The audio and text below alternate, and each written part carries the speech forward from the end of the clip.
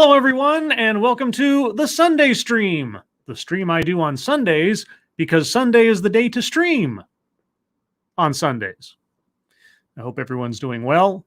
My Sunday has started with breakfast and having to take a self-enforced L on Twitter. Short version is, for some reason, Twitter decided to alert me to a tweet from a month ago, except I didn't see the date on it. And so I thought it was something new. And so I responded to it like it was new, except it's something I had already responded to a month ago. And then I felt like the smart one, because it's confusing and stupid and should be ignored. And I screwed up and, but there you go. That's my Sunday. The one thing that was striking to me was the fact that my response today was practically a mirror of what I said a month ago. So at the very least, I'm consistent, but also dumb. Anyway, hope everybody's doing well today. Up until about 2-3 hours ago, I had no idea what I'd do today for a show. In fact, I was even considering just packing it in for the day and saying, I don't have any ideas. I came very close to saying, how about I just throw everybody for a loop and we just watch Night of the Living Dead because it's public domain and who cares? But then, two words inside of a pair of brackets caught my attention, and so I just couldn't turn away. And what was that phrase in the pair of brackets? Well, you can see it up there in the corner. Moving towards an anti-racism teaching practice, bracket, non-black educators, bracket. I have no idea what that means. Or is this information that is only for non-black educators, or non-black educators don't need this information? Or I don't know. But that qualification, I see a lot of anti-racism stuff just because of the algorithm and stuff. But that particular addition to the title, I was just like, what does that mean? And so I thought I'd take a look. But before I get to that, who all is joining me this morning, this beautiful Sunday morning? Matt Barnes, Angela Arriaga, Mike R, Devil Fruit Zero, Nobody Not Me, Kiever Dam, who's on the road, Art 210, let's see, Jack Gunsky, Electric Amish, who else? Leo Prime 75, Dom O'Leary, Swirl Blue, This is Kyle, Chelly Roberts, Mike Savage, and It's a Llama. Llama Ding Dong. So this comes from a company called, and I have a reference here, Scoot Education. And what is Scoot Education? Well, and I know I'm probably oversimplifying it, but just from looking at their website, it is essentially a clearinghouse for substitute teachers. So basically you sign up with this program and then they will refer substitute teaching jobs to you, I think. Because that's my understanding of it. But all the same, this presentation purports to be some kind of guidance on teaching anti-racism or having a practice thereof. So I guess we'll find out. Now, as with my previous Sunday streams, I'm going to go for just about an hour and a half in real time. And only if by the end of that do I feel that there's anything worthwhile in continuing to listen to the panel discussion, will I consider doing a part 2. So we'll see what we get when we get there. And with that, this starts relatively suddenly. I have boosted the audio as much as I can, so it should be relatively clear. But since every individual is broadcasting from a different webcam, you never know what you're going to get. So all that being said, let's learn about anti-racism practices, non-black educators. Okay, so a little bit about Megan, who is our guest host today. I assume everybody can hear that. Do confirm that to me so I didn't make a boomer move and end up muting everything. A couple more hellos. Thomas Cleaver, Cephtus Wolf, Atheist Icon, Viror of Ashmedai. Good morning and hello. Everybody hear that all right? It's the waiting that's the hardest part. Of course, if chat completely freezes up on me, I figure I've completely lost the stream too. So somebody needs to say hello here pretty quick before I get paranoid. Volume is good, says Leo Prime. Okay, my fears are set aside. All right, so let's meet our panelists. She is the assistant education director at a leading civil rights organization where she implements anti-bias and positive school climate initiatives. A leading, why can't you name it? That sounded very, it's intentionally vague. At K through 12 schools. She's a really great person to help us with this conversation. And prior to this, she had worked at the Skirball Cultural Center, developing year-long teacher training programs. So she's got a decade of leading theater for social justice with young individuals, and that led her into a career of training educators in arts integration, culturally competent curriculum, and anti-bias teaching. Culturally competent. We talked about cultural competence and cultural proficiency recently. Thank you, Pincalo, the Driving Ape Man. Now, don't go spreading misinformation there, Scribs. Oh, boy. Yeah, that's going to be...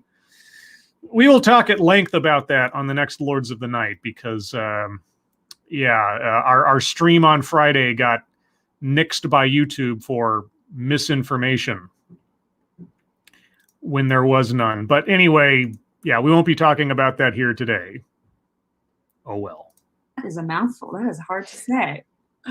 And she's really passionate about guiding participants through self-reflective work of anti-racism and building the skills to disrupt systemic racism in every facet of life. Disrupting systemic racism in every facet of life? Well, that's got to be a full-time job because I'm told over and over again that systemic racism is, part of every facet of life. So, man. So without further ado, Megan, take it away. As you can see, if you aren't familiar already, my name is Tanya Guardino. I run the marketing here at Scoot. And on the call, we also have Kevin. Kevin's been with us since the very beginning of the company as well. Kevin, go ahead and say hi. Hello, guys. I am Kevin, and as you see, I'm a senior education consultant, and I work primarily with partnerships. So I'm excited to be on this call. And as Tanya said, I've been here pretty much since the company has been around.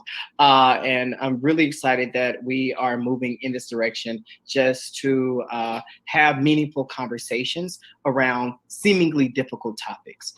Seemingly difficult topics? I can't think of a more difficult topic than racism, accusations thereof, or beliefs that systemic racism is everywhere and everything else. But yeah, okay. Again, for those of you that might be just joining, this is being put on by a company called Scoot Education, which, again, I'm probably oversimplifying it, seems to be a clearinghouse for substitute teachers or sort of a job finder service / app for such. But I'm assuming this is going to be guidance for teachers, substitute or otherwise. That is it for me. And I did know that there were a few questions simply because we are monitoring the webinar, the chat, as well as the Q&A. And so I see that there were people who had questions about the workbook. Or just so you know, it is case sensitive. And so if we can go back to just so that they can click on it or put it in the chat or browser, just let you know it is case sensitive. So make sure that you capitalize the S and the B on Scoot Book. Oh, okay. So if I want the actual literature on this lesson, you can find it there. Well, hopefully I won't have to read anything because I'll take the audiobook version. Or you can click in the chat where Tanya just put and just click and it'll come right up. So either type in the bit.ly or click on the link that Tanya posted in the webinar chat. And James is back. Right. Well, James, we're ready to go. Why don't you give Megan the green light? Okay. I wish I could know where to skip to where the conversation actually begins and it's not just chit chat, but coming into these things blind, I don't know. So I guess we'll just get to know our speakers. Sorry, can you hear me? Yep. Sorry, everyone. My back. computer decided that was the perfect moment to completely shut down and restart itself. So I'm sure that everyone filled in for me very ably, but I'll, if we skip ahead, did you guys do the introductions or am I doing the introduction? Yeah, we did it. Yeah. Okay, fine. Well then, everyone, thank you so much for joining. I'll just very quickly say that even in a very short session that I had with Megan yesterday to prepare for this webinar, she made me question so many things about my own thought process, my own behavior. Why? I mean, you're the CEO of this company. I don't know what your background is, but before this talk, do you just live in a constant state of self-doubt? I mean, I suppose you'd have to. It's not necessarily a bad thing, depending on the circumstances, but not like a constant state. Anyway, okay, so what did Megan do or say to cause your world to fall apart? My own language that I use. Oh, language policing? Uh-oh. What secret words did you use that she pointed out to you are problematic? In just a very short session with her yesterday. Shorter than what we're going to have now. Okay. And it has been, so just that short period was highly impactful and educational for me. Oh, boy. So we are very, very lucky to have Megan as a part of this. I feel lucky already. I can't wait for the revelations. And I think, I hope that everyone really takes the lessons that we all learn to heart. I plan to. Although I imagine it'll be taking it to heartbreak more than anything else. Because this is very important work, and it can be confronting work. Yes. It has been for me, but it's worth putting in the effort. Okay. So that we can have a better community. Right. Okay. So without further ado, please, here's Megan.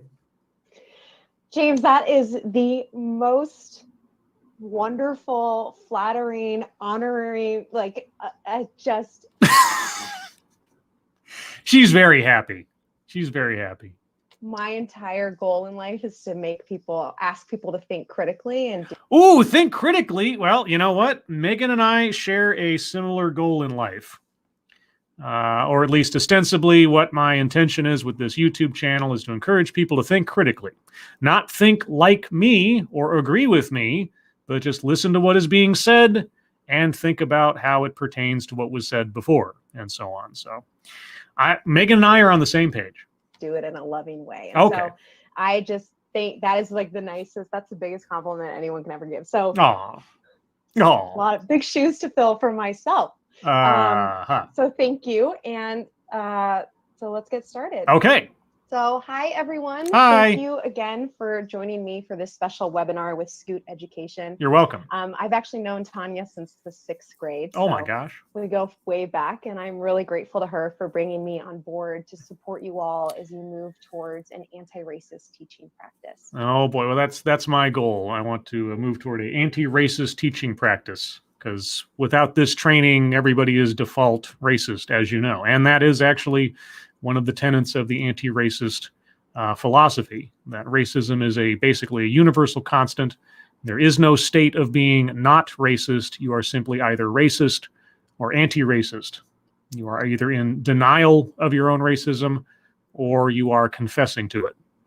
And if you think I'm misquoting something, that comes directly from Ibram X. Kendi, the author of How to Be Anti-Racist. So I just have to put that in there once in a while because I heard it from the author of the book. The person who wrote the book on the subject, that is what it is at its core. That's what anti-racism is, the elevator pitch. So just keep that in mind.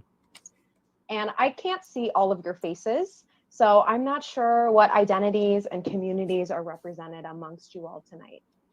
Oh, right. Can't see your faces, so I don't know what identities or communities are represented. Well, presumably this information is good for anybody, right? But you might be wondering why a white woman is leading a webinar on anti-racism. Not in the least am I wondering. In fact, I would be surprised if it were anyone other than a white woman. And that's a really good question. That's a really valuable question. As a white anti-racist educator myself, I believe strongly in the power of white and white-passing people supporting one another on a path towards anti-racism. So you believe in white power? This country was founded on racism Not so much. Through the stealing of land and the attempted genocide of Native American and First Nations peoples, and the use of chattel slavery of Black Africans to build our American economy. And the murder of George Floyd in Minneapolis, really woke a whole community of people up to see all the ways in which this country systematically oppresses the Black community. Yes, and nothing has happened between chattel slavery and George Floyd in this country, legally, culturally, or otherwise.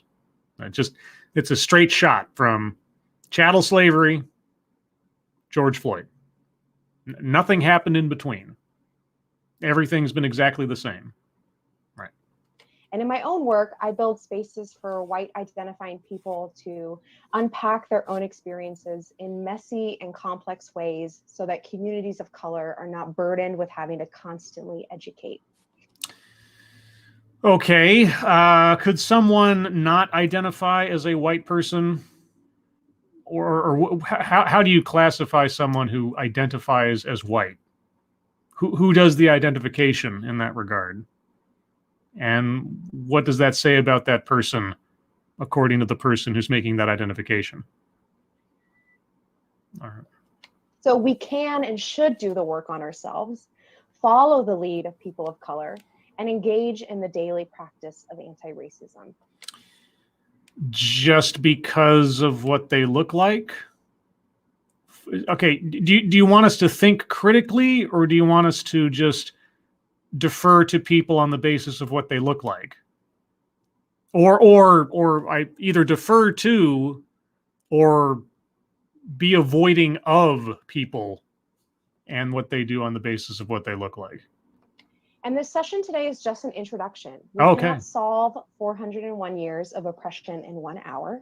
Oh, well, you're right. You couldn't if that was the case. But okay.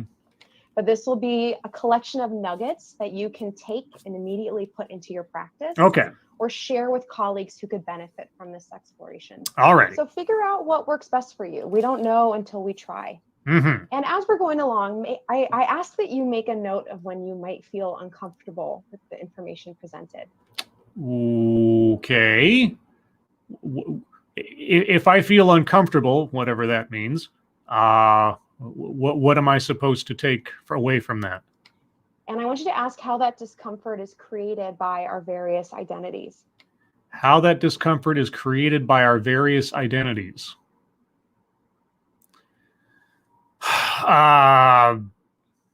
What does that mean? So am I feeling uncomfortable because as a cisgender woman, I am supposed to remain quiet and not cause disruption? Whoever told you that? As a cisgendered woman, I'm supposed to remain quiet and not cause disruption? I would think that right now the stereotype is the exact opposite, given the category of Karen recently, but okay, if you say so. Am I feeling uncomfortable because I feel and I really believe that I treat everyone the same? Well, what if I actually do treat everybody the same? Why would I feel uncomfortable? Unless you're accusing me of something I don't do and holding me to account for things I've never done or thought, at least ostensibly. I mean, maybe. So know for yourself, and then, dig in and do some research to figure out where that feeling comes from and how you can address it. Well, again, if the feeling comes from being accused of something or being assessed on the basis of things that are not determinative of who I am, but simply what I am, causes me to feel uncomfortable, who's in the wrong? The person doing the accusing or me feeling uncomfortable being accused? And if I'm in the wrong for feeling bad for being accused and I need to go do research on why I feel that way, isn't that giving a pass to the accusation in the absence of evidence? Maybe I'm just missing something. So how will we all address this today? This big question of moving towards anti-racism. I don't know. And what information and tools will you receive to help you move in that direction? I'm excited to find out. First, you have received a workbook, as we talked about earlier, that can be used during and after this webinar. So the first section has questions and prompts to help you put this information into your own words. Okay. And to encourage you. Wait, help me put this information into my own words? So they're not really my words to begin with. I'm just rewriting someone else's words? You to do some research to find other examples of racism in education. I always tell people that we don't know how to talk about something until we try. So it is really important to put these ideas and concepts into words that match our voices, so that when you inevitably need to explain them, you know what you can say. Well, hopefully I would just say the definition of words or concepts. Okay, I need some specificity here because I'm not even sure what we're talking about yet. And the second part guides you through a process of self-reflection and action planning. So you can move through the questions on your own time. Yes. And I hope they make you think, dig deep, and provide some clarity on where you can go next. Okay. And finally, the last section is a series of resources, all working links, to support you in this work. Okay.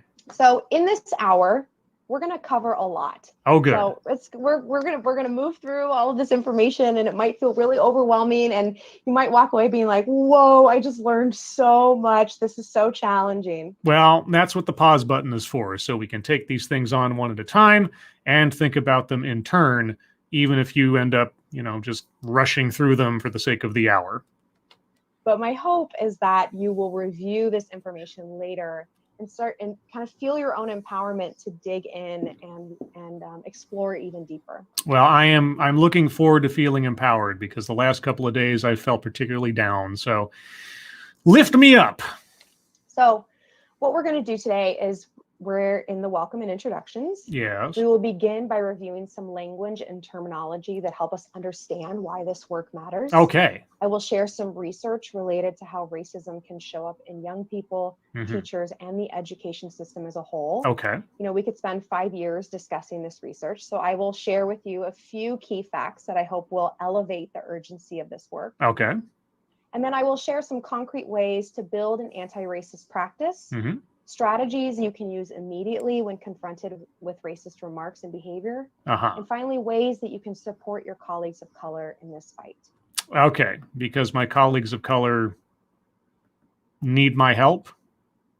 Remember the title up in the corner there. This entire presentation is for everyone except Black educators for some reason. And we will close with an opportunity for you to submit questions through the chat. And then myself, along with our Scoot hosts, will engage in a dialogue. And I guess that also raises the question in my head. When she says colleagues of color, is she specifically talking about Black educators as per the title? Or just anyone who isn't white? Because one's very specific, the other is very generalized. So let's jump in. Okay. And before we dive in, there's a few kind of guiding assumptions that I want us to use as we move through this conversation. Okay. So first, we are all here to become better. Because obviously, before we got here, we were flawed. Got it.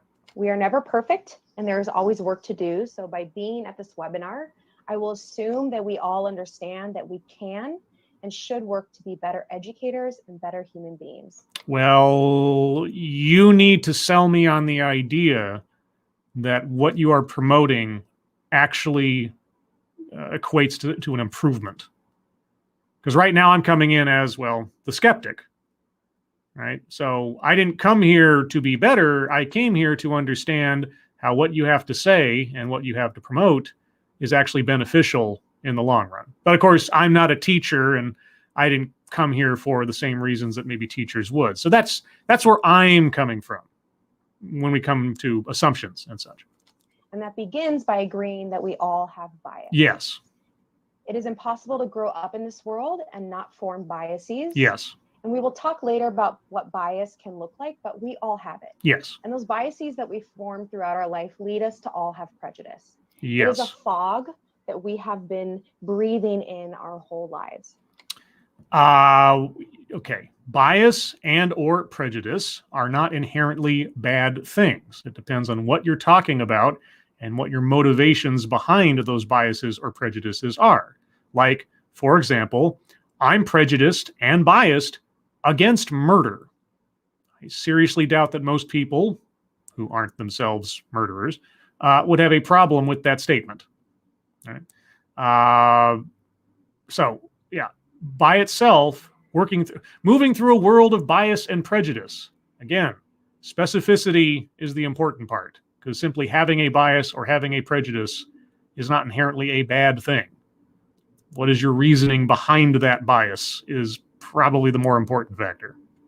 And prejudice is learned, therefore it can be challenged. We are all capable of unlearning, and it will take more than just one webinar or even a few years to unlearn all of the prejudice that has been ingrained in us. Okay. And again, sorry for the pausing. I think it would be more productive if you classified what you mean to talk about. So racial bias, racial prejudice, because just saying bias or prejudice unqualified is very confusing, because those things are not inherently bad concepts. It depends, again, what you're talking about, what context. So I think it would be more beneficial if you qualified each of those terms with the word racial, since that is presumably what we are here to talk about. And finally, I will assume that we will all take responsibility for ourselves. So we will practice responsible risk, share what you feel comfortable sharing, but also take a pause and a breath before hitting send to make sure that what you're about to say is really what you mean. Now that is good advice, especially in our world of tweeting. And boy, oh boy, I would have saved myself a little bit of a headache this morning if I just looked at the date of the tweet that I was responding to. Oh well. So with that, we will dive into the first section of this webinar, language and terminology. Mm-hmm. So first, I'm going to ask you, we're going to send out a poll for you all to complete. Okay. With a few statements, and I'd like you to pick which one is true for you. So. Okay, well, if there was audience participation in this, I might have to skip ahead somehow if I can figure out where to skip ahead to, because I don't want to take too much time if they're actively doing things in their real-time broadcast. James, if we can get that poll going.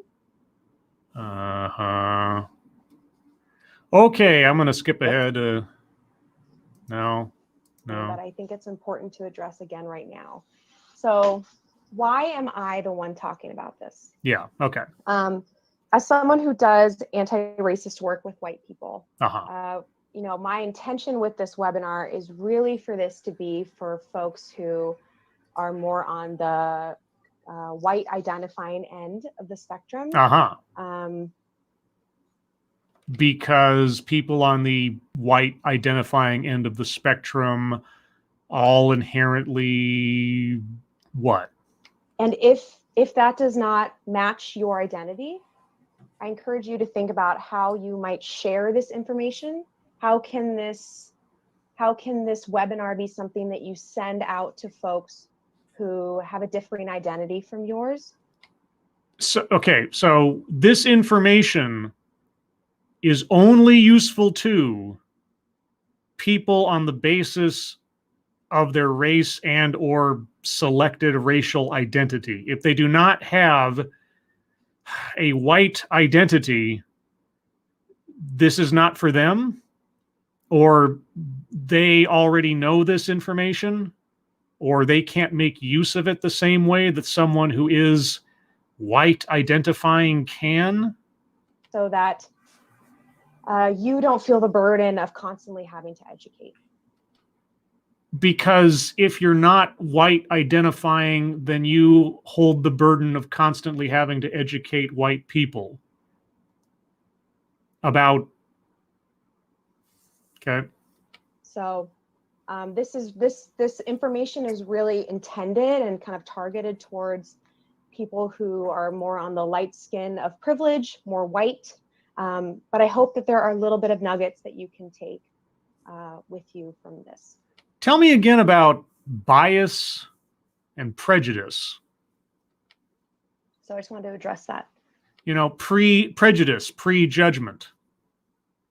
Tell me again about that and how certain things need to be unlearned in the realm of racial stereotypes. Ahead of time. Yeah. But it's totally valid. Yeah. We are very comfortable talking about race and racism. That is fabulous. I guess that was the poll result. We are very comfortable. Well, I assume if you flocked to this particular presentation, you must be gung-ho. I love hearing that.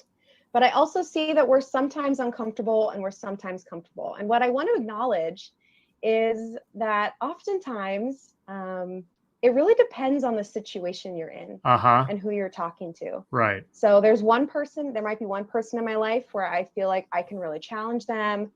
And then there might be other instances where I don't feel like this person is really going to listen to me. Oh, yeah, no, I get that every day because I pay too much attention to Twitter sometimes. So I think we move in and out of this idea of comfort or ability in very fluid ways. Mm-hmm. Okay.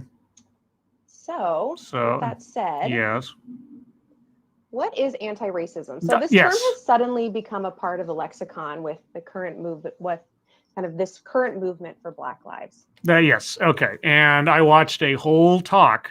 You can find it in my TED Excellence library from Ibram X. Kendi, the author of the book How to Be Anti-Racist, where he is questioned by two interviewers on a live stream. And thankfully, even though he kind of drones on in places in the beginning, within the first 5 or 6 minutes of that presentation, thankfully, his interviewers didn't let him get away from defining the term. It was only upon his third attempt, after being questioned about it in different ways, did he give the basics, which is all you really need to know. It's about denial and confession. You're either racist or anti-racist. There's no in between. And what does it actually mean and what does it look like? Yes. Well, to understand anti-racism, we really need to understand racism. Uh-huh. And again, if this is knowledge you already know, wonderful, beautiful. I love that. If this is new for you, that is exciting as well. Okay. So racism is defined as the marginalization and or oppression of people of color based on a socially constructed racial hierarchy that privileges white people. That is decidedly not the definition of racism.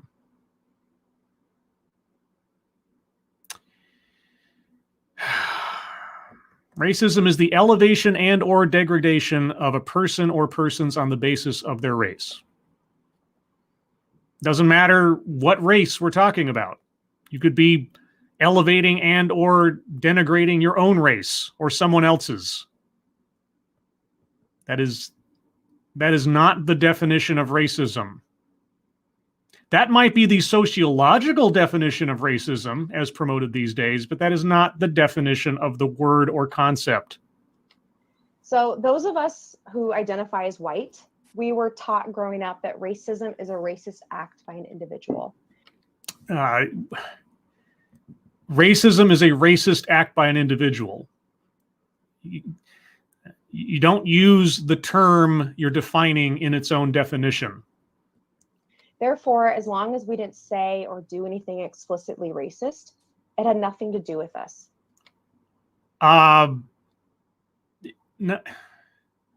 Nothing to do with us.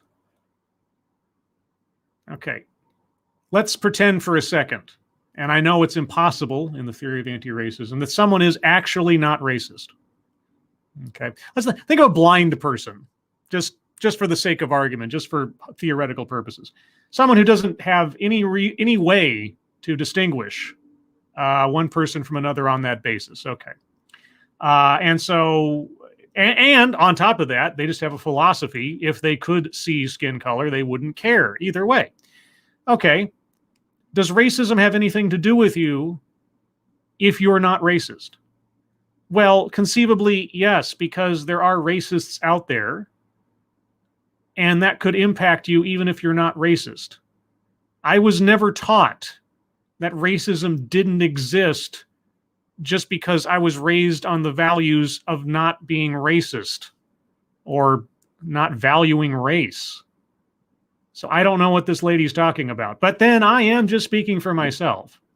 But the truth is that racism is a through line in American history and is a complex social system created by humans that is upheld in all of our institutions. I will certainly agree with that, especially today when you have institutions imposing diversity, equity, and inclusion programs and affinity groups based on race and on and on and on, and especially anti-racism, which is promoting that racism is something that is only possessed by white people. So I absolutely agree with you. Thank you, Pecoraro, Driving 8-Man. Blind people are racist. You missed the TED Talk. I'm sure I did. I'm sure I did. I was just coming up with an example. Maybe not a good one, but what am I supposed to do? Thank you, Pecoraro. And in the United States, our institutions are particularly anti-Black, but they marginalize and oppress all people of color in different and complex ways. Different and complex. Are they so different and complex that you, by any chance, can't give us any specificity or name names or policies or rules or anything? I'm open to hearing them. And racism shows up in all aspects of our lives and society, in how we communicate with one another, through discriminatory policies and practices, and in our laws and institutions. That is an amazing statement to make. And here's the thing that I've noticed about the anti-racism philosophy. It assumes, without question, first and foremost, that racism is the universal constant in all people and all things in society. You know, it's just the default belief, without question. Because anti-racism doesn't work unless you believe that. And there are 3 levels that help us to really understand how we interact with, contribute to, experience, and perpetuate racism. So these are 3 that as we move through, I want you to think about how they build upon one another. Okay. Systemic and structural racism cannot exist without the interpersonal racism and the racial biases that people carry. Right. The racial biases, like white people are inherently flawed and need this special education, and anybody who isn't white doesn't need to know anything about it because they already know it because of their skin color, and they need to pass it on to other white people because they're obviously ignorant of this great wisdom. So interpersonal racism, what is this? Yeah. This is how we've been socialized through experience, lessons from people in our lives, and from the media to make assumptions based on race.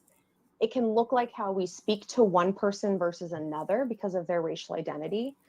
Right. Assumptions based on race, like white people are the only ones who can possess or express racism, and white people are the only people that can benefit from this webinar. Got it. Or biased language or comments used about or towards a person of color. And at the center of the discussions happening nationwide is systemic racism. Yes. Also known as institutional racism. Which are completely different things, but never mind. And that is one that operates through the policies, procedures, and practices of the institutions in our society. So these are the systems and factors that determine who does or does not have access and opportunity based on race. If you can point to me a policy or law or anything that does that, I'll be right there with you saying it should be changed and or defeated. So proceed. Examples of systemic racism can include crime laws. Crime laws such as? That target communities of color. Okay. When and how? And I mean, like, in the modern day, because if you call back to the 50s or the 1800s or something, you've lost me. We're going to look at more examples in a little bit. Okay. But it's really the decisions that get made by people in power that affect entire groups of people. People in power always make decisions that affect entire groups of people.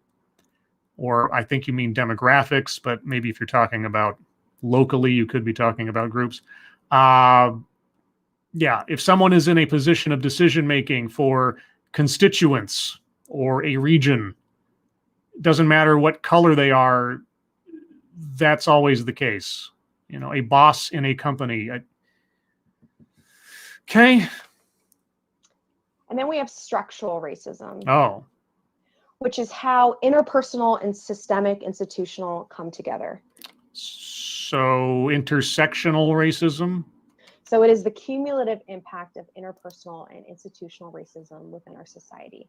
It's what happens when all of these various systems and policies interact with one another.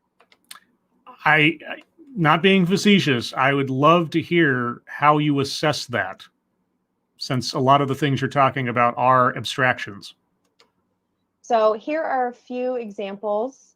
Okay, now she may go over these herself. Well, okay, I'll let her go over the ones she'll go over. I assume she's not going to go over each and every one of them. If she doesn't, I will come back and read off the ones she didn't. Of what that might look like. So I encourage you to look at them. What I always find so, I don't want to say shocking, because I think white people often say that, oh, this is so shocking. How could this be happening? White people often do. But the ways in which the systems come together to impact people's lives in structural ways tells us a lot. What does that mean? Okay, she didn't even list off anything. So I'm going to go back here to the card. But before I do that, thank you, Mr. Tickletrunk. They only make racism of the gaps arguments. Yes, the God of the gaps theory of statistical analysis. If there is a disparity between racial demographics, that disparity is explained by racism.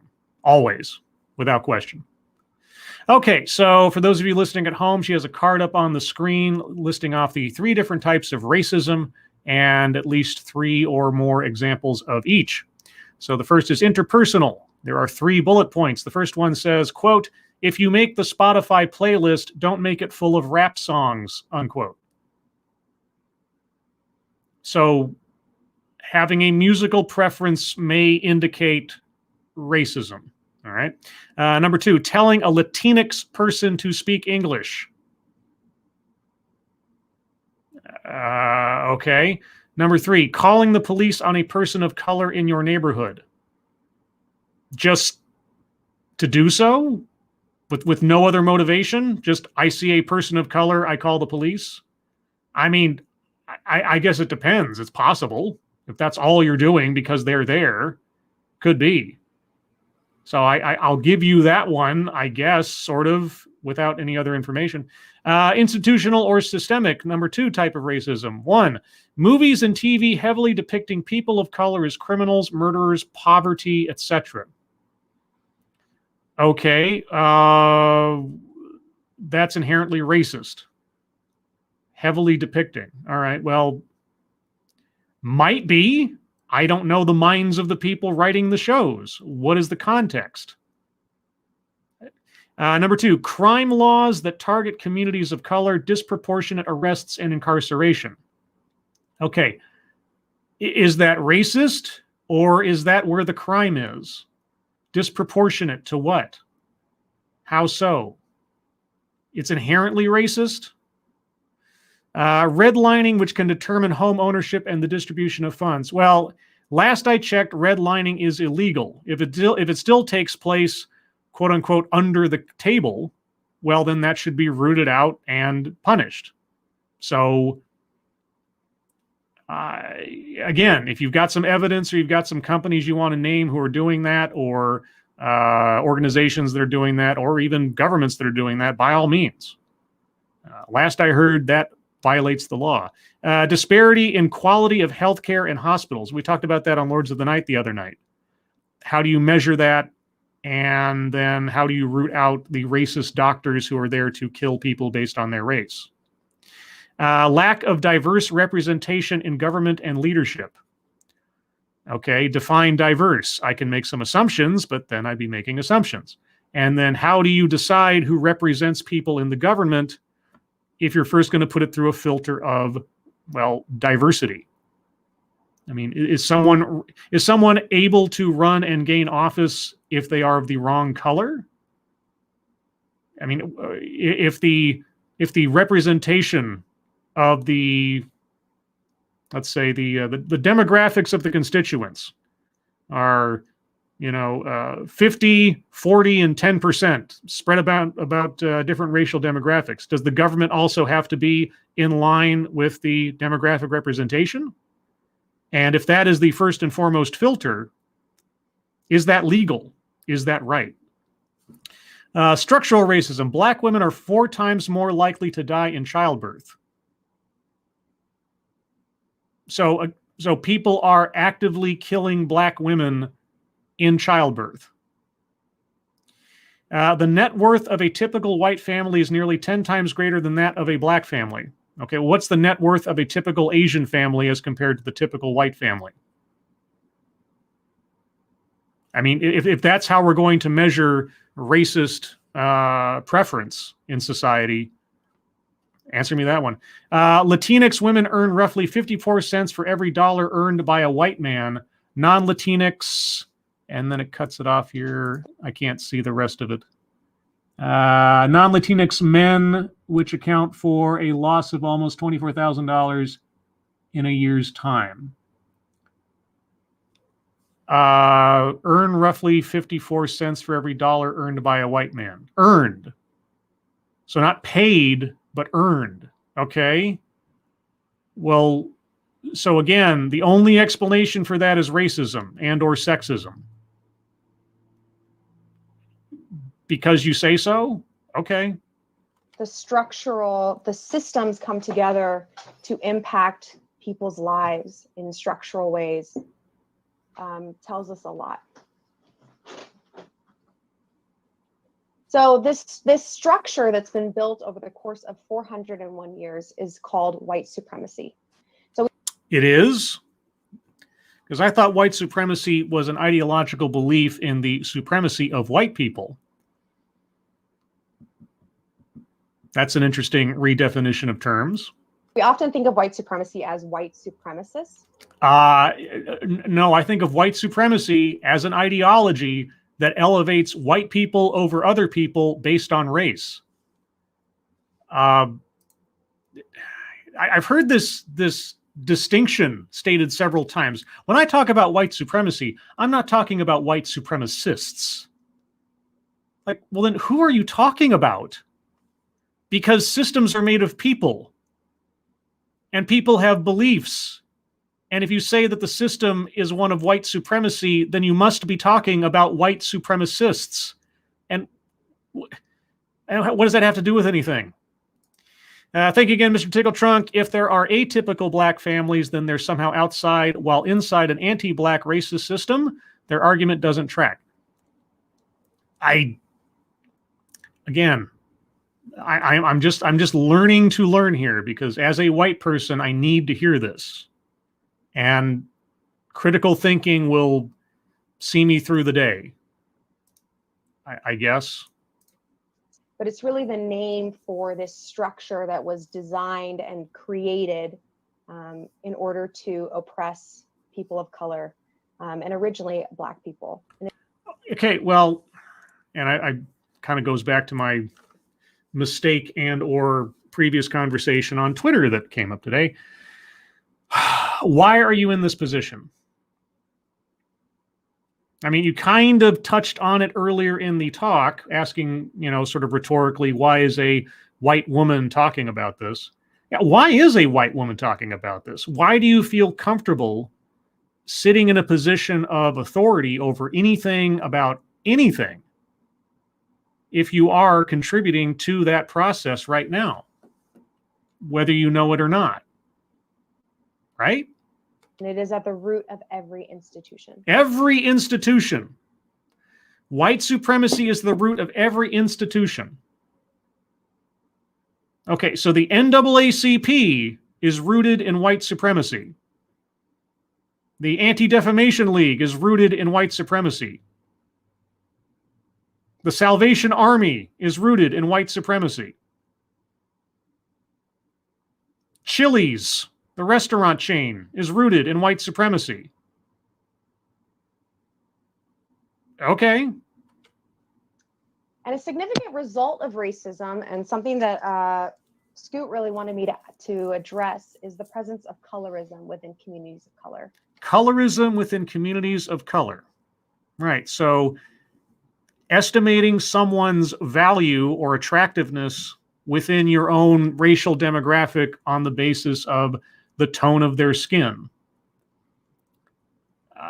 which isn't racism per se, right? It's not based on the exact same mechanic or principle effectively, but yeah, okay, so tell me about colorism. So it's defined as differential treatment based on skin color, especially favoritism towards those with a lighter skin tone, and mistreatment or exclusion of those with a darker skin tone, typically among those of the same racial group or identity. Racial group or ethnicity.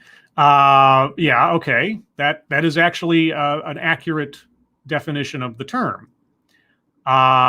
Is this not in the same realm as racism then? But it can really play a role in the interactions between people of color from different racial or ethnic identities. Yeah. And we wanted to bring this up because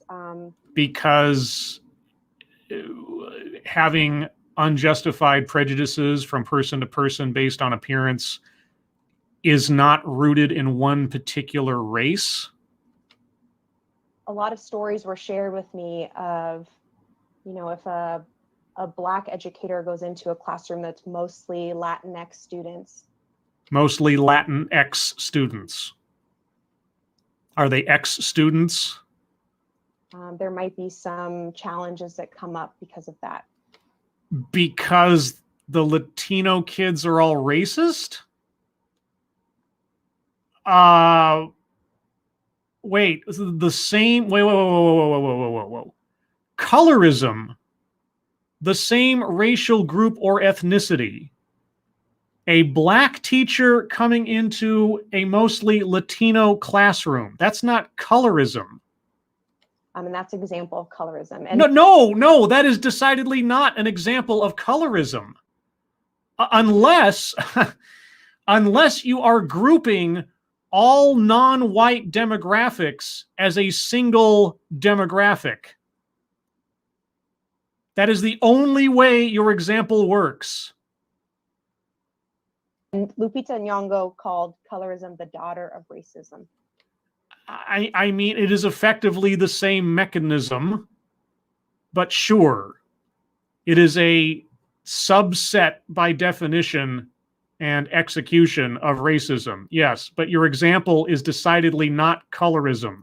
You have described racism. Which I think is a really powerful way to think about it. Racism as expressed by Latino children, or at least Latino students, depending on whether you're talking about high school, college, etc. Wow, that was a terrible, terrible attempt at a definition. So, question is, what role do our biases play in the upholding of white supremacy and racism? Well, you know what? Just listening to you, I think I might get a good example. America. I don't know. A very important bias to understand is that of implicit bias. Yes. So implicit bias is the unconscious attitudes and stereotypes and unintentional actions, positive or negative, towards members of a group merely because of their membership in that group. In this instance, you're talking about demographics. Races are not groups. They are not monoliths. But you've already classified a Black teacher and Latino students as being within the same race and or ethnicity in which colorism can take place between the students and the teacher. So is that an unconscious attitude you possess? Because that seemed pretty conscious, but also entirely wrong. Okay. So it's really all the ways that we have been taught to view groups of people, either through the media that we've consumed, the explicit messages shared with us by family or friends, or the ways in which systems have been designed to give us messages we might not be aware we're receiving. Right. So we are all unknowing victims of secret messages through movies, TV, news, and so on. Right. You might not even know you're racist, but trust me, you're racist. All right. So, for example, there is an overrepresentation of Black men in violence in the media. Okay. How so? So because of this messaging that I, as a white person, have been ingesting over the course of my life. You're racist? I might move to the other side of the street when I see a Black person walking towards me without even realizing it. You might move to the other side of the street if a Black person is coming towards you without even realizing it. You're going to make a conscious decision to locate yourself elsewhere and not realize it. Okay. Well, okay, here's my question. Do you do that? Have you caught yourself doing that? Are you currently a racist then? I mean, here's the thing.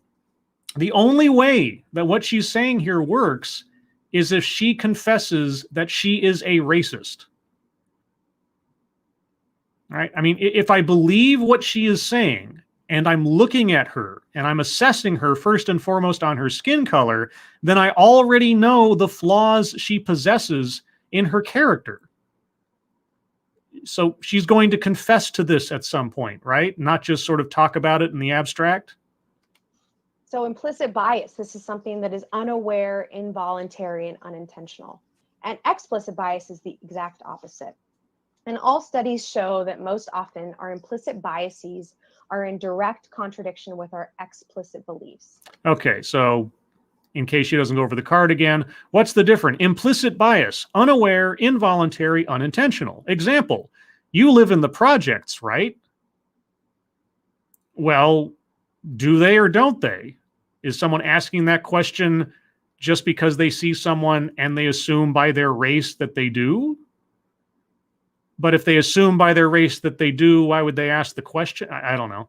Okay, explicit bias, aware, voluntary, and intentional. Quote, you're Black, so you're poor, unquote. You know, that's an interesting example, given the fact that on routine basis, on TEDx talks and elsewhere, African Americans and the poor are grouped together in the same phrase.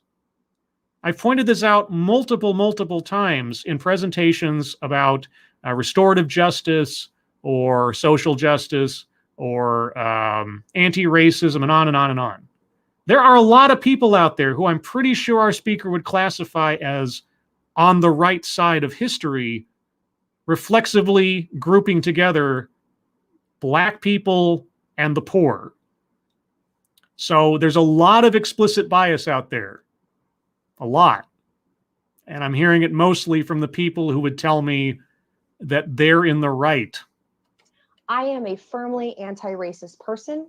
I engage in this work in all of my professional capacities, and I still catch my implicit biases coming up. Like assuming that white people are inherently ignorant and or racist, and that Black people and Latino people all belong in the same generalized category of race? Like that, maybe? We have been raised to see racism as purely explicit, or those of us who are white, we have been raised that way. Oh, okay. Those of us who are white have been raised that way. So if you see someone who's white, you know how they were raised and what their character is. Okay. So which category does that fall into? Implicit or explicit bias? So when in truth, implicit racism constantly shows up in our thinking and behavior. I think I'm seeing that right now. And one of the ways that implicit biases related to racism show up is in the idea of being colorblind. And I'll be honest, I most often have heard the term colorblind being used by teachers. Okay, define for me the term colorblind. So this is an important thing for us to think about. Okay, are you going to expound on that any further? Now, the idea of being colorblind implies not seeing race. That is not what it means. That is not what it means. It means that you do not use race as a value factor in assessing people. It does not mean literally you do not see race. I mean, it is a poor term in that sense. It's difficult to come up with a better or more catchy term. Please do not tell me that you're taking it in a literal fashion. Which is impossible. You are taking it in a literal fashion. It erases racial identity, which is the most powerful social identity in the United States. Racial identitarianism is poison. It doesn't matter what race you're talking about. Whittling everybody down to racial demographics is poison. Go back and look up white identity movement. If you think that classifying yourself first and foremost on the basis of your skin color, and likewise anyone else in the world, I hate to tell you this, but you are promoting racism, not defying it. It is a refusal to acknowledge a person's life experience and No. It is not first and foremost making a judgment on someone on the basis of race. And if you tie life experience to someone's skin color, if you are making that assessment of them first and foremost because of what they look like, then you are the racist. Generational history, and at its root, the idea of being colorblind is intended to keep us from challenging a racist system. No. Being colorblind, not using race as a determinative factor in assessing someone, is the opposite of racism. But you have redefined the term and the notion into something that is bad while promoting something that is bad. So when we say, I treat everyone the same, or it doesn't matter if you're black, white, blue, or purple, our intention might be good. We might think that what we're saying is that I won't treat you differently, but the impact is the opposite. No, it is. So you want people to see other people first and foremost on the basis of race. You want people to look at other people and know ahead of time without having to question. You already know the quality of their life. You already know their experiences. You already know how to treat them, either better or worse because of their skin color. To either take pity on them or to revile them on the basis of skin color. What else can you possibly be promoting here? The impact could be that someone feels like you don't see them at all and you're not someone that they can share their authentic self with. I'll tell you what, if someone else thinks of themselves first and foremost as a white person and wants me to acknowledge that first and foremost about them as though that means anything, that might not be someone I want to associate with, because I can only imagine how they see others or would treat others if that's how they see themselves.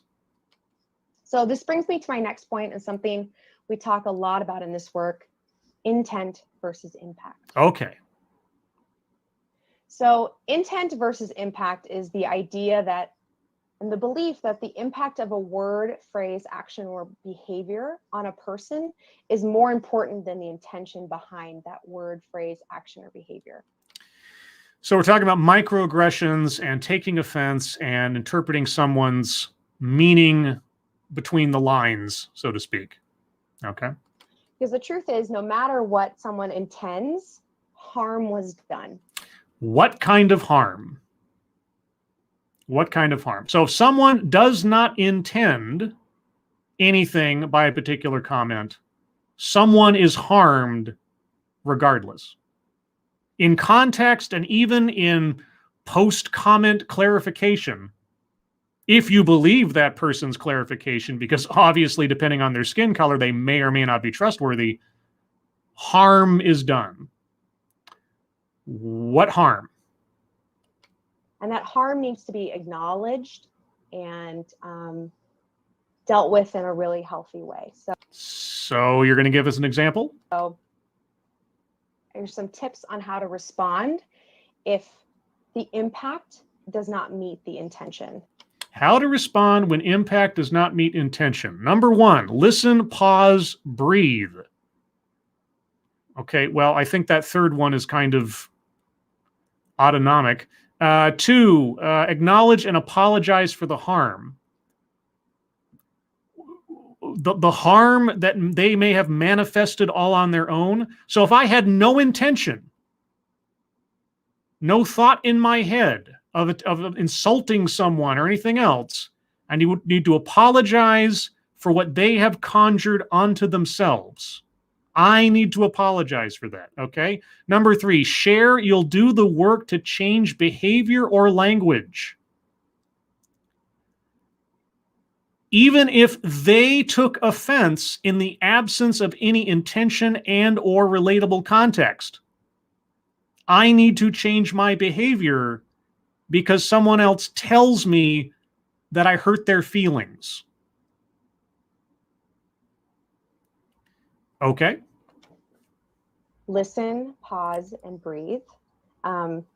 If you haven't, Robin DiAngelo's White Fragility is a wonderful resource on how to deal with and engage with these situations. Yes, Robin DiAngelo's White Fragility, because what you do is, if you defend yourself, that shows your white fragility. If you say nothing, that shows your white fragility. If you detach yourself from the conversation, that shows your white fragility. There really is no move you can make in that situation without proving your white fragility when someone accuses you of wrongdoing.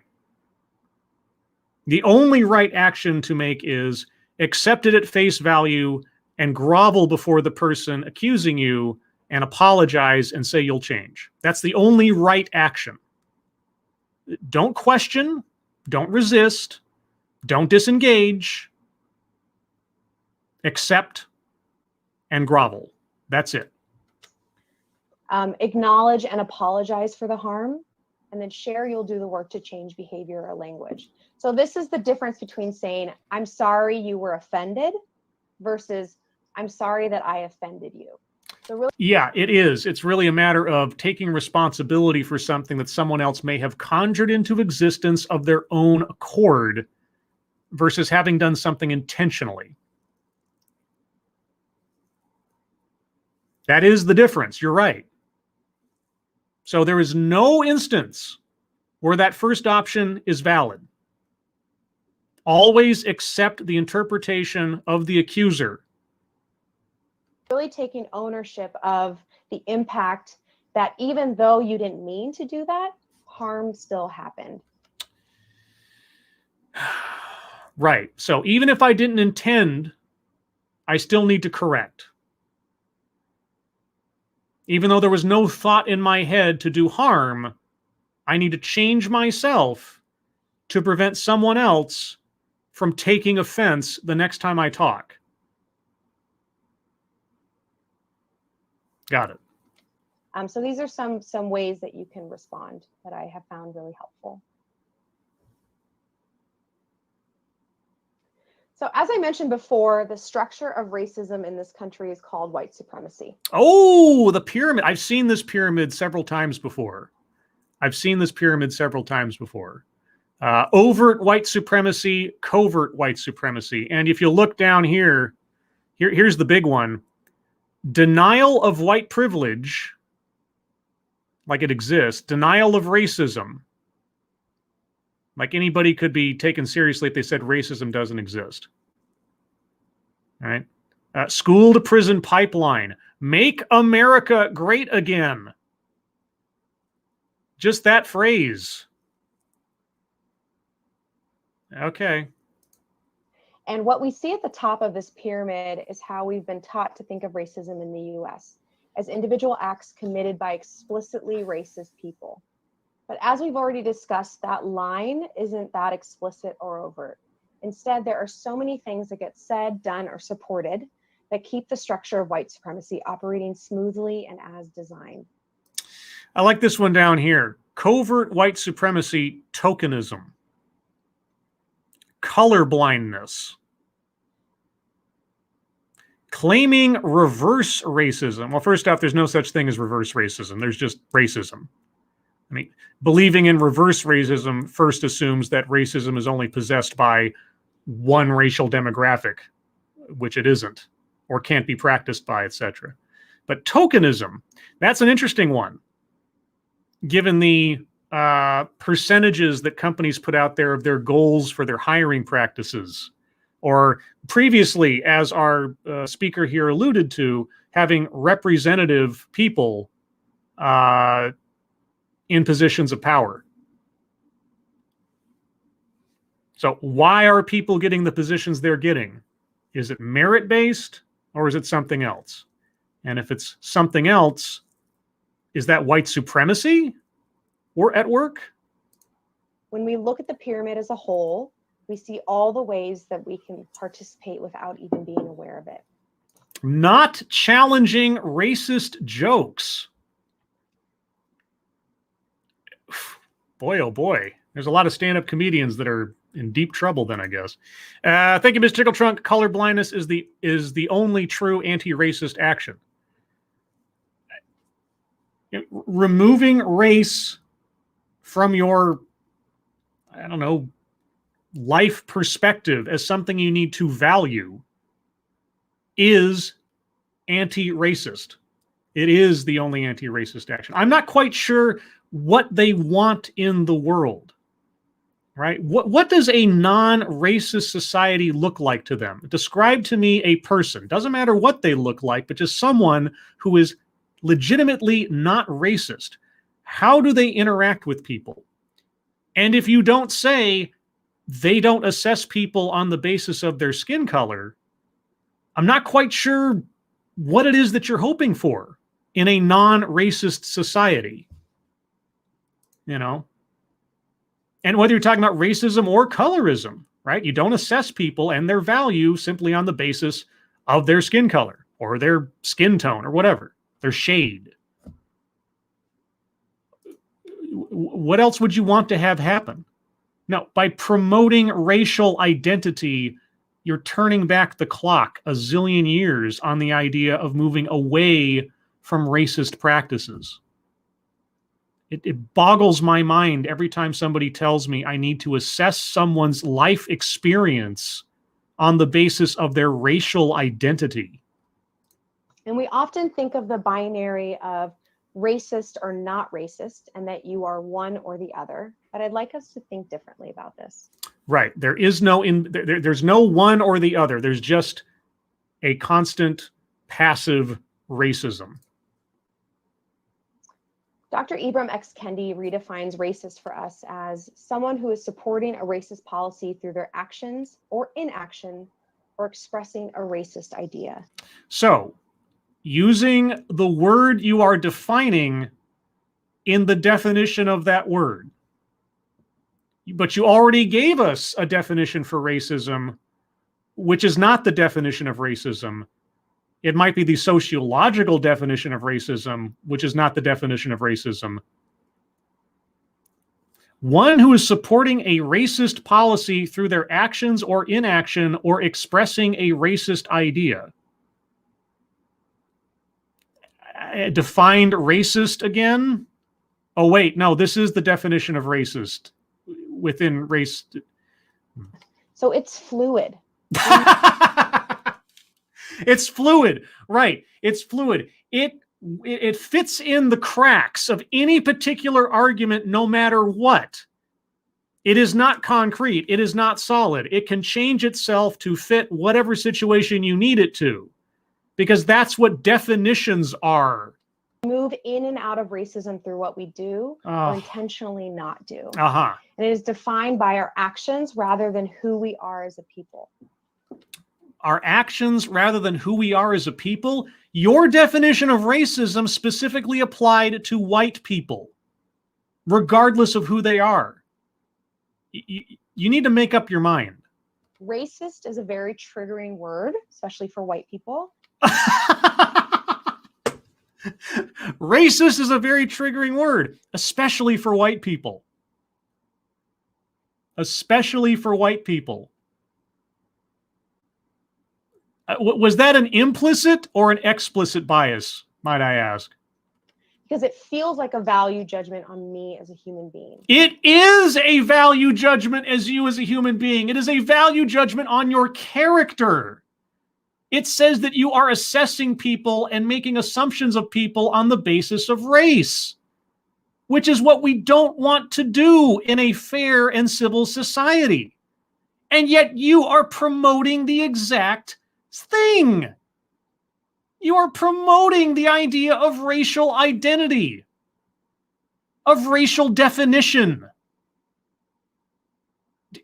Do you even hear what you are saying? And that's because we think of ourselves as not racist. We? Who's we? Okay, who is we? Are you talking about you? I mean, I wonder, and I don't know if she'll say this somewhere in here, but I wonder if our speaker would classify herself as not racist. And if she did, based on this philosophy I'm being given here, should I believe her? Which, in thinking of our fluid engagement, is actually a denial of the role we play in the American system of racism. Okay, so if I do not proceed through life evaluating people first and foremost on their skin color, then I'm in denial of what I'm actually doing to assess people on the basis of their skin color.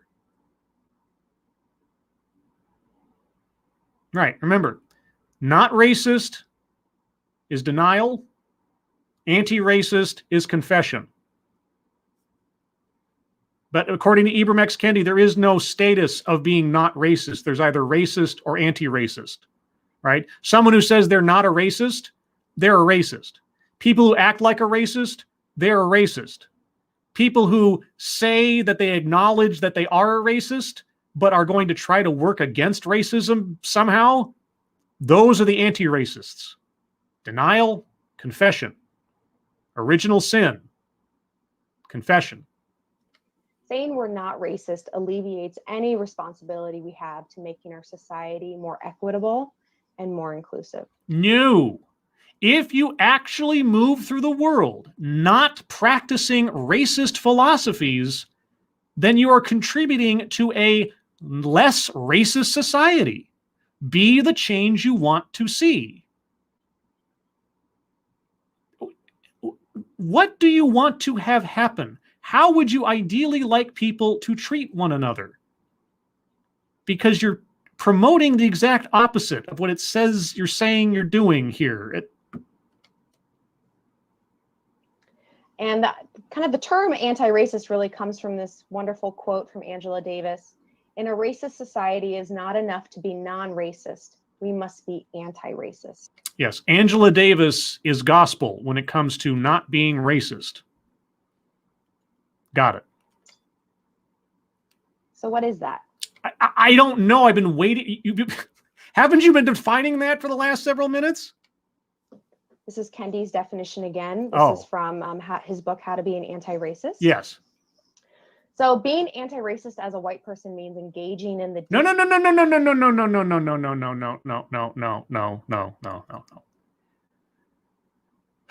Either anti-racism is a philosophy that can be shared by all, or you're making a value judgment on a racial demographic on the basis of, well, their race.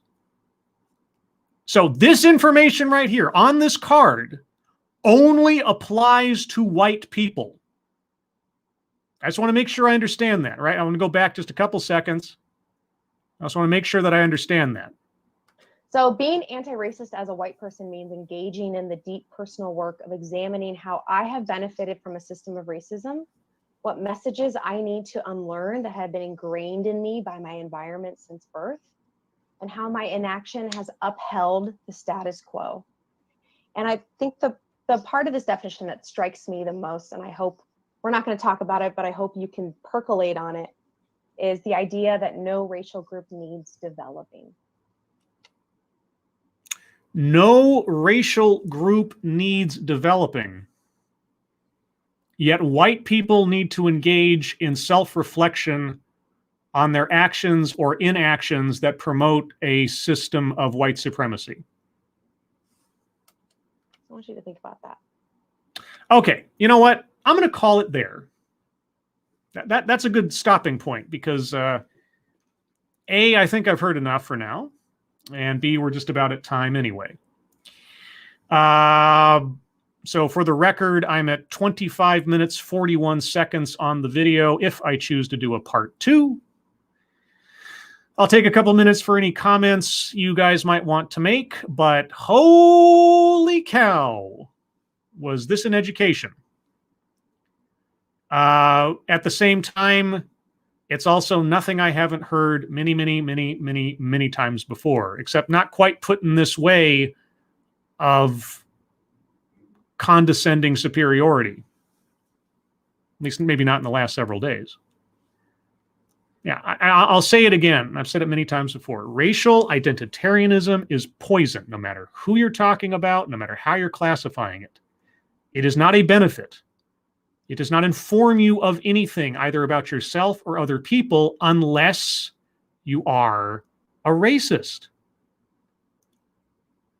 The Gathering Storm, a book from the 90s. I've mentioned this so many times before. The first time in my youth that I heard of the notion of the white identity movement, it was from that book, written by members of the Southern Poverty Law Center, warning against the militia movements of the day, you know, ostensibly and directly, depending how you look at it, led to the Oklahoma City bombing and several other instances of, you know, domestic terrorism, or just fear-mongering in the 90s and so on.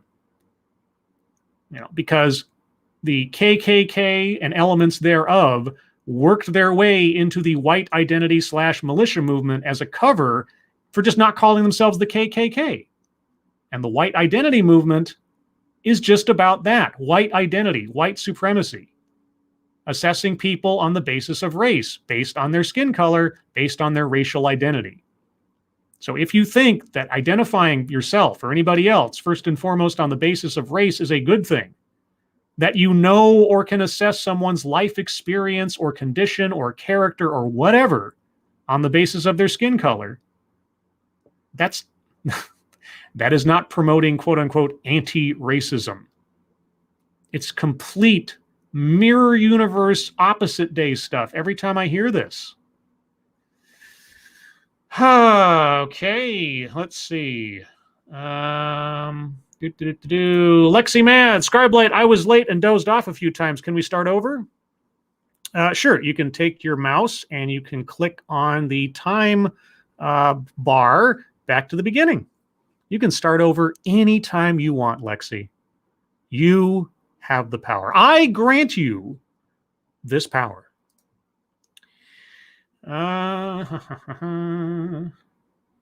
Let's see. Mike R. Don't know if my brain will be able to take a part 2, but your critique will be cathartic. Maybe, or frustrating, or just, you know, horribly repetitious. By the way, this was posted just within the last few days. So this isn't something from like a year ago or whatever. This is current thinking, just for reference. Let's see. Anything else? Keeverdam, Scribely, don't you mean holy cats? Holy cats! I'm not quite sure where I picked that up before. I think it's just a sort of a more polite way or generic way of expressing shock or awe. Plus, you know, cats were worshipped back in the old Egyptian days and to a certain extent today too. So, you know, cats are holy after a fashion. ARC 210, the next generation of students are completely screwed. The current generation of students. At this stage, I honestly believe that I dodged the ideological bullet when I graduated from college, because thinking back, there might have been threads of this kind of stuff in some places, but I can't even imagine what it looks like at the same college I went to today as compared to when I went there. So I think I made off all right, all things considered. But guys, I'm going to call it there. Thank you so much for joining me today. I don't know if I will do a part 2. I will consider it. We'll see. If you'd like to hear more from me or Satsu 2 Cents, you can find the two of us tomorrow night, Monday night, on Satsu 2 Cents' channel at 6 p.m. Pacific, 9 p.m. Eastern for the Lords of the Night, where we'll talk about the news of the day, news stories you submit, what we've been up to on the internet, and then your questions and comments. Everyone, again, thank you for joining me for this Sunday stream on anti-racist learning practices or teaching practices. Maybe I'll do a part 2 next Sunday. We shall see. Thank you all again. You guys are the greatest audience in the world. Moderators, thank you for keeping an eye on things. Even though everyone here is so well behaved, you have very little to do. And everyone who donated, thank you. Thank you so much for your generosity. I really do appreciate it. Everyone, have a good rest of your Sunday. I hope you're all safe and well. If you're not well, please get well soon, and I'll see you on the next one. Take care. Bye-bye.